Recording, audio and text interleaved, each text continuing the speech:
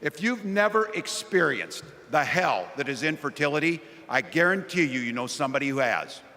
And I can remember praying each night for a phone call, the pit in your stomach when the phone had rang, and the absolute agony when we heard the treatments hadn't worked. It took Gwen and I years, but we had access to fertility treatments. And when our daughter was born, we named her Hope. Hope, Gus, and Gwen, you are my entire world, and I love you.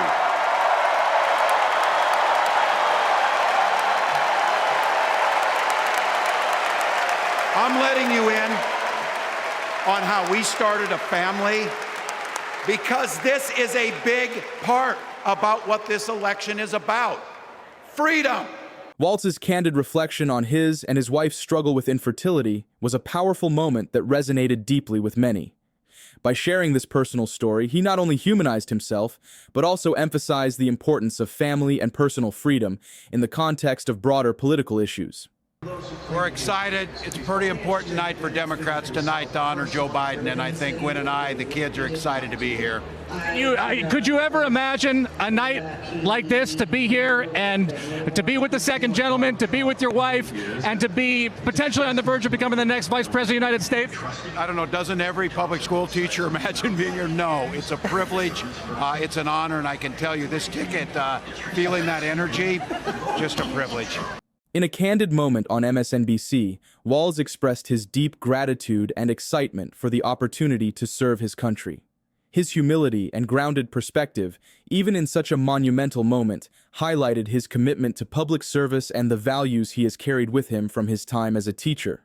To see Tim Walz out there as a man who is just joyfully embracing his role as the potential vice president to the woman, the nation's first female president, is an extraordinary thing. But also to see his son weeping for his father in a deeply tender and emotional way. And then the last thing I'll say, because I think this hasn't been talked about enough, to see Democrats champion men as voices on reproductive choice. Yeah. As you saw yesterday, I believe, from Amanda Zarowski's husband, tonight from Tim Walz, talking about struggles with infertility. It takes two partners to get pregnant. And for way too long, this conversation has been relegated to women or the carriers of pregnancies. And it is, I think, way overdue to have men express not only their stake in all this, but also their anguish.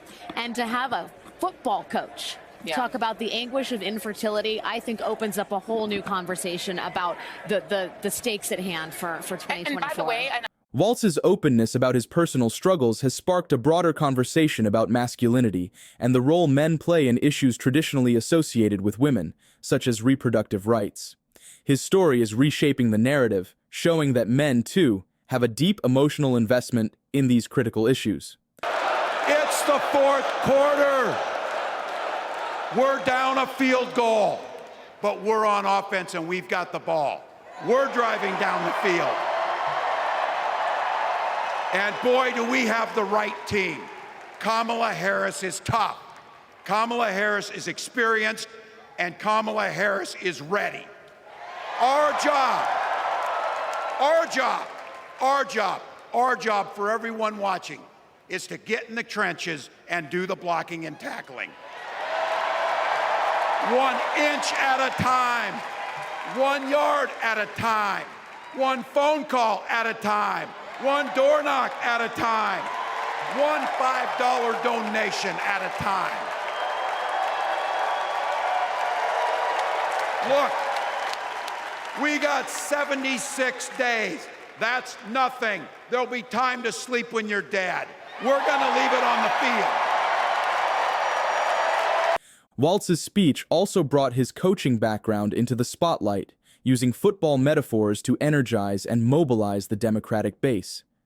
His call to action was clear. The fight for the future of the country will be won through relentless teamwork and determination. We have got to turn the page on the meanness, the viciousness, the put-downs, to have a president that will go after you if you're even in his own party. the way he talked about, my friend Chris Christie's weight, the way he talked about Nikki Haley's heritage, John McCain's military service, DeSantis's height. I mean, come on. Do you expect that from the President of the United States of America? No. Donald Trump is indiscriminate in his viciousness. We need kindness again. We need joy again. We need pragmatic policy making again. Walz's appeal for a return to kindness and pragmatic policymaking resonated with many. By juxtaposing this vision against the more divisive rhetoric of the past, he made a compelling case for a leadership style that is inclusive, compassionate, and grounded in data-driven results.